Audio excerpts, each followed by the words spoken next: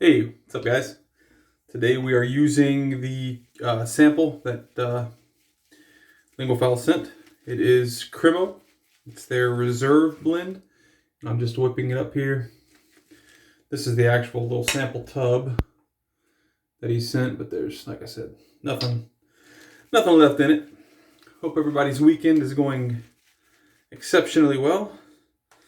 Like I said in the last video, it was supposed to rain a lot this weekend, and it's raining a lot this weekend, so wanted to get the cars washed and whatnot. There's really no point. I don't have a garage. I have a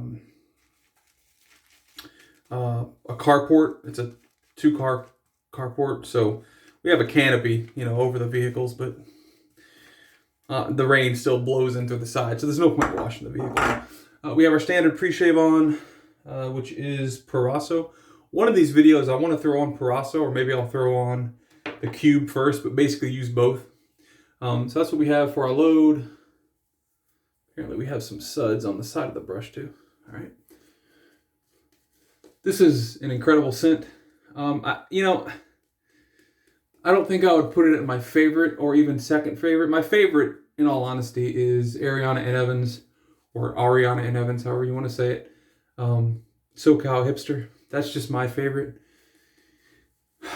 A close second, or a first runner-up, is High Seas by Declaration Grooming. I'm sorry, not by Declaration Grooming, by Black Ship Grooming Co. or whatever.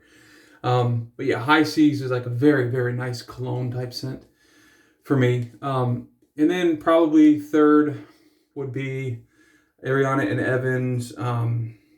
It's a blue container. I can't even think of the name of it now. But that's bad. I could picture the logo. It has palm trees on it and everything. And yeah, I can't think of the name of it. But that's my third favorite, I guess. And then this is like right behind that. So, yeah. It lathers great. It's a very, very soft. I mean, it's a cream. That's what it is. It's not a soap at all. And yeah, it's just a great cream. Very slick. It's, just great.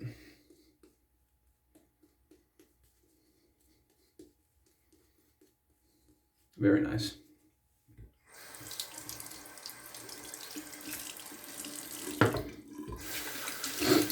We'll be using the my Koraat today. Coca-Cola scales. Nice little wedge in there. Beautiful razor. This was recently honed. I don't know if this is... The edge looked fine under the microscope. You can never really tell unless you put it on your face. This was honed on my... I think I mentioned it before. This was honed on my...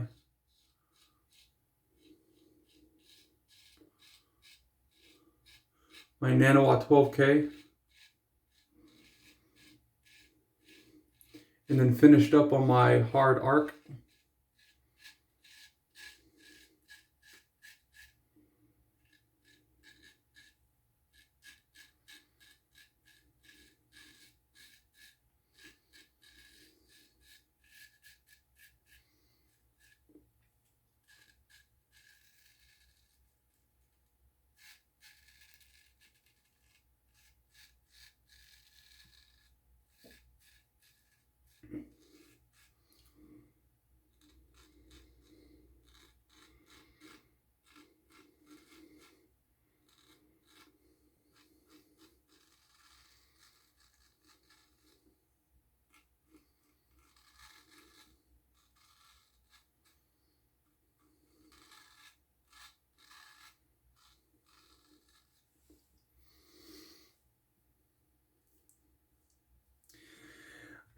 The edge, it feels good. I would honestly say it's a little, you guys know how I like to use the word buttery. I think it's a little too buttery for me. I think I kind of, so the process was, obviously this bevel is set on this blade, so I don't have to set the bevel. But when I go to finish, I always start off with my 8K. It's just something I always do. So I go from 8K to a finishing stone. So I did 8K, then my 12K nanowa, and then I put it on for I think 20 laps on my Arkansas. Maybe it was 15, but it was somewhere, it was like a low number to finish off on my Arkansas. And I think I just killed the keenness of the nanowa, and I didn't do enough strokes on the Arkansas to kind of beef it back up. And so this is a very comfortable edge, but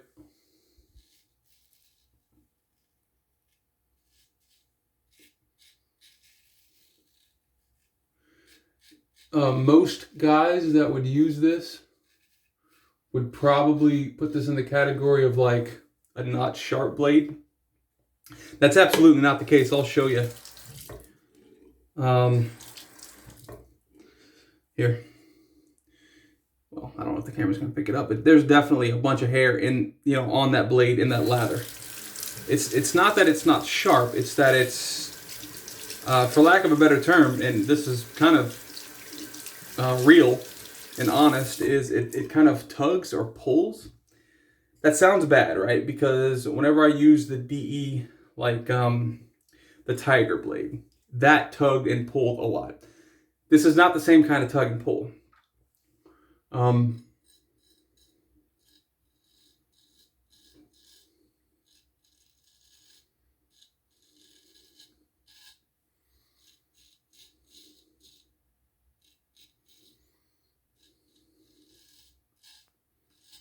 The Tiger blade tug and pull was more like, it was more like a painful type of a tug, where the razor was definitely not sharp enough to cut through my beard. And that's just a fact. Like, it was tugging and pulling, and I had a whole bunch of irritation. Even after the first pass. I have absolutely no irritation now, and you know, although it didn't knock down as much on the first pass, this edge, as like a typical JNAT finish, or even nanowa finish, or even a fully honed Arkansas edge, you know, it did knock it down, and there's no pain basically. So yeah, it's I guess I would call it a very extreme buttery edge, but not to be confused with like a dull edge, because that's not the case. Because it is absolutely cutting the hair, it's just not as keen, not as sharp. And some people like that. I actually like a more buttery, smooth edge as opposed to like a super keen, hyper lightsaber type, you know, edge. But I don't like it this buttery. This is a bit too buttery for me. So what I'll do after this video is I'll take out the black Arkansas stone, and I'll probably do 50 passes. And, you know, I was just trying something. I was trying to keep the nanowa edge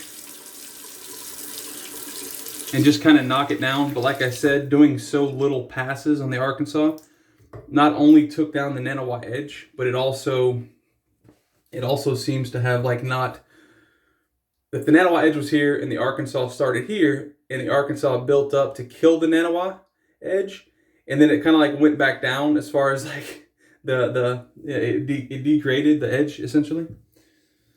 So it's not as keen. I don't know if that makes sense or not. To me, it makes sense how I'm saying it, but like how I'm conveying it's probably not that crisp. So.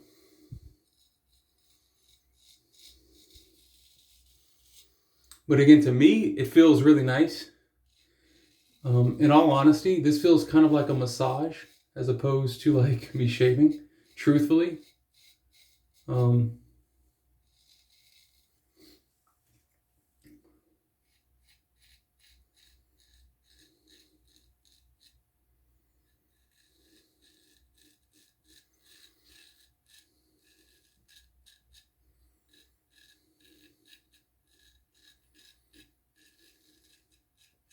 You know, different strokes for different folks.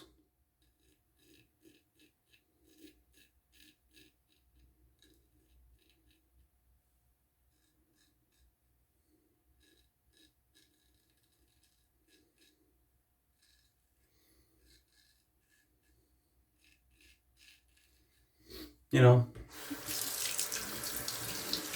I would say that if I sent this exact edge out to 10 guys that use DE razors, number one, they would have to get efficient with a straight razor so they didn't hurt themselves, you know, on the edge. But other than that, like if they knew what they were doing with a straight but mainly used DEs, and then they used this edge, I would venture to say that most guys, probably 8 or 9 out of 10, would probably say that this edge does not feel complete or is not sharp enough for them. And while that's not true, because it will definitely cut hair and skin. I just cut myself there. I do understand where they're coming from.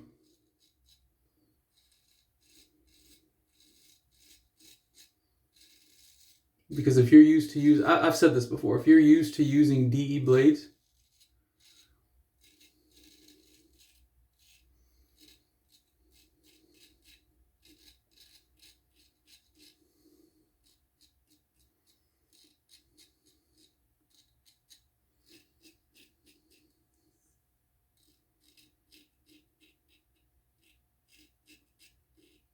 and then you're given an edge like this, yeah, you're gonna absolutely say it's not sharp enough.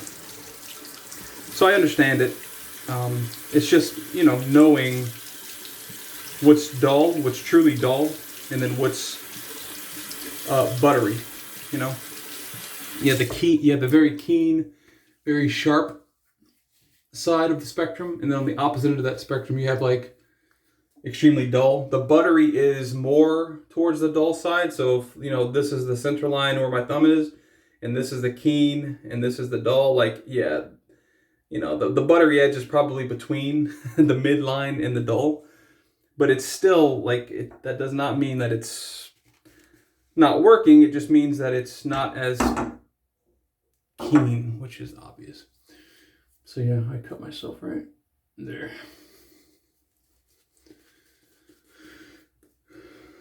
Like I said, hope everybody's weekend is going well. Hope the weather where you are is better than it is here. Wow, this scent is nice. We'll be using an aftershave called, what is it called? By Seibo, or Seibo. I think it's Seibo. Dominican chocolate. It's really Dominican chocolate, but, you know, Dominicano chocolate. It smells good. Really good. Really nice chocolate smell. There's a soap that I saw. I'm going to add a little bit of water to this. I think I saw it on Ken Surf's video at some point this week. It was another chocolate soap. Not an aftershave, but an actual soap. And that one looked pretty interesting. I didn't watch the whole video. Actually, I only watched probably the first 2 or 3 minutes of it because that's all I had time for at that moment. But yeah, that looked like a pretty nice soap.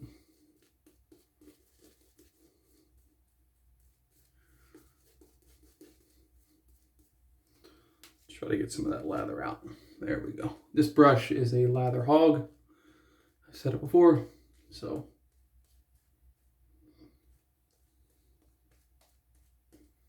And that's fine because, you know, for straight razor shaving, you just really need a slick layer. That's about it, but it's fun to get the big plume lather, but you don't need it.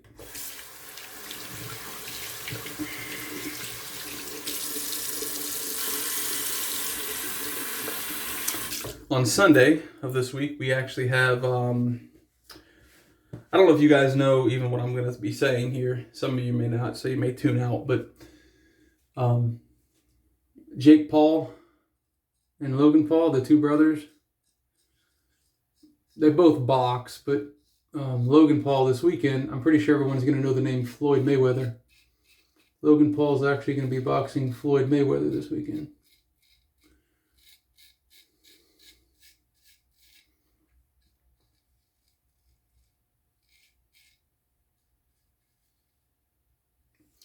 I think the odds are pretty crazy. in the favor of Floyd Mayweather. You know, he's 50-0. And what you got to keep in mind is, you know, whenever boxers are first starting out professionally, their team behind them, their, you know, sponsored, whatever, they're not going in there facing killers whenever they're just starting out, you know. Floyd Mayweather only started fighting, I mean, don't get me wrong, he's always fought good opponents, but he really only started fighting the other elite whenever he was already, you know, 30-0 or 35-0. So, you know, as far as like tough fights, probably 15 or so tough fights for Floyd. But again, he's not the only boxer that does that. You know, look at Canelo, look at Pacquiao.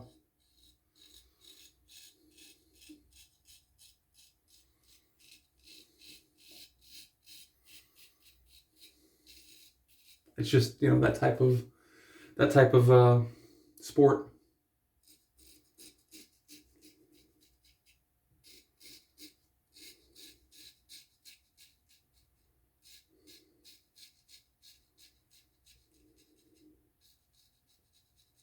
So anyways, the betting lines were, the last I checked anyways, which was a couple of hours ago. Like I said, Floyd Mayweather is definitely heads and shoulders. I mean, shoot, he's like knees and above Logan Paul as far as the odds. But what I was going to say is, you could put, at the time that I looked at it, you could put $100 on Logan Paul. And if he won somehow,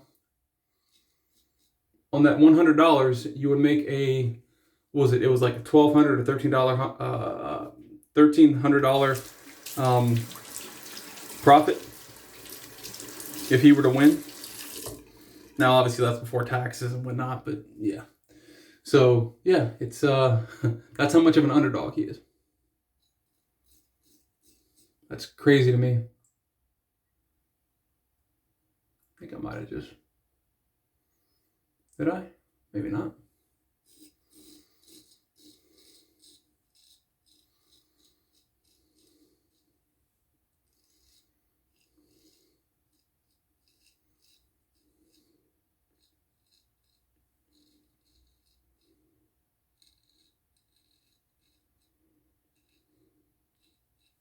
Yeah. But as far as this soap, I'll have the specifics down below in the description. If you want to check those out. I know I didn't necessarily go into specifics. I got on the whole edge thing, you know, and then I wanted to talk about the fight this weekend as well. So I know I didn't talk too much about the soap. Sorry about that. As far as the buttery edge, feels great, you know. I mean, yeah, I cut myself here, but other than that, absolutely no irritation. This actually feels very nice. It is, I can tell that it's not as baby bottom smooth as I would be able to get with something else that's much more keen. But also with that keenness comes, you know, comes some pain, for lack of a better word. So yeah, that was the Koraat. You can actually see that's their logo there. You can see yourself in the camera too. It's mirror finish. Look right there. There I am. Yeah, Coca-Cola scales. Very nice razor. So we'll let that sit and dry. We used the Maggard, what is this, 28mm super high density badger knot with the midnight blue scale, midnight blue handle rather. Let's throw on some Thayers because we have it and because we can. And let me get some of this lather. I apparently slung lather all on the countertop. So let's clean that up. That is now clean. Jeez. I'm such a slob when I shave. All right, here we go. Thayer's cucumber. You know what? No. We used cucumber in the last vid. Let's go with Thayer's rose petal. Haven't used this in some time. Like a week or so, maybe 2.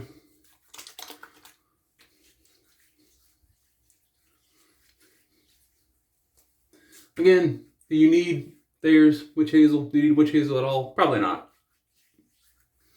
Does it help? I don't know. Do I notice a difference? I couldn't tell you. But I have it. If I ever run out, I'll probably buy more because it doesn't hurt and it's not expensive. And, you know, these bottles last months. You know, probably, I don't know. I bought this one. Lingophile recommended rose petal, which I thought was a terrible idea because it's like a floral scent. I didn't think I'd like it. I actually didn't like it towards the beginning, but I've actually fallen into the trap of the rose petal. So I actually like it now.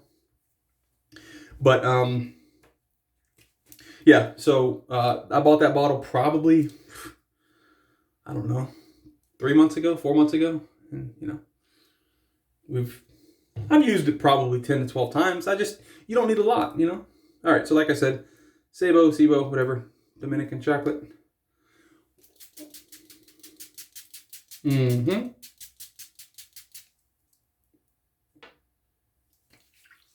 Oh, yeah. Whoa.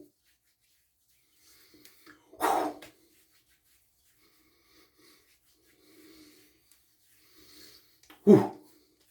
Very nice chocolate smell. Wow. It's almost good enough to eat. And I'm not kidding when I say that. Now, if you don't like chocolate, obviously, you know, let's put some excess on the bows. That bow and that bow. All right, guys, you want to stick around while I clean up my brush? Maybe, maybe not. Probably not.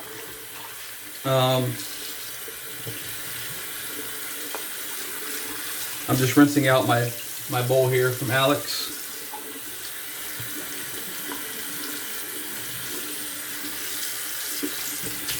All right, that's done. I'm filling up my brush. Let me change that to cold. I was burning my hands just now on the hot water.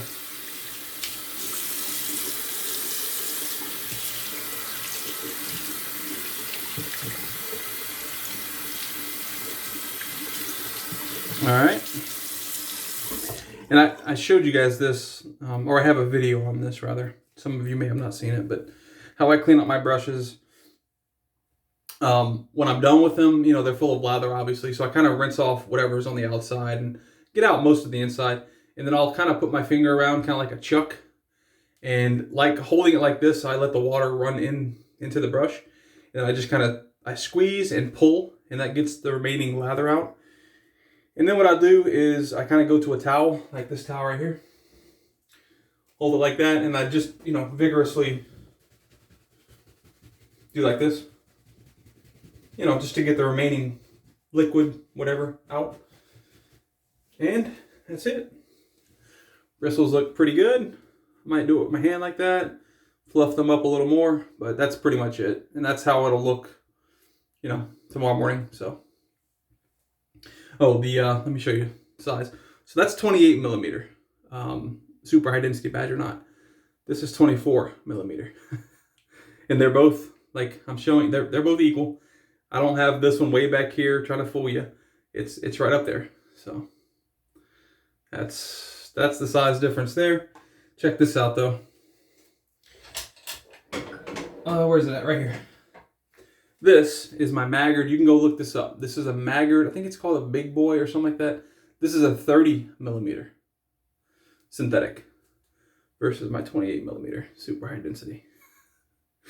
Check that out. This thing is a monster. Absolute monster. But I love it. And it's super soft. If you think synthetics are soft, you're not wrong. But they're not the softest. This is the softest I've ever tried. My buddy has I've mentioned this before too. My buddy has a Paladin, whatever it's called, like a Paladin brush. I forgot the whole thing, but it's pretty floppy, honestly. The brush is floppy, but it is soft. But it's not as soft as my brush. And his was, I think, 3 or 4 times what I paid for mine. So whatever that's worth to you. So anyways, guys, yeah, that little cut right there is kind of annoying me, but it'll be okay. Yeah, hope you guys have a good shave. Post down below in the comments how the weather is where you are, if you're still watching, and then also what you shaved with, because you know what I shaved with. So what did you shave with? You know what? Let's do this real quick since I already have you here. Yeah, let's go with the Nivea Men Cooling Post-Shave Balm. The scent on this is so nice.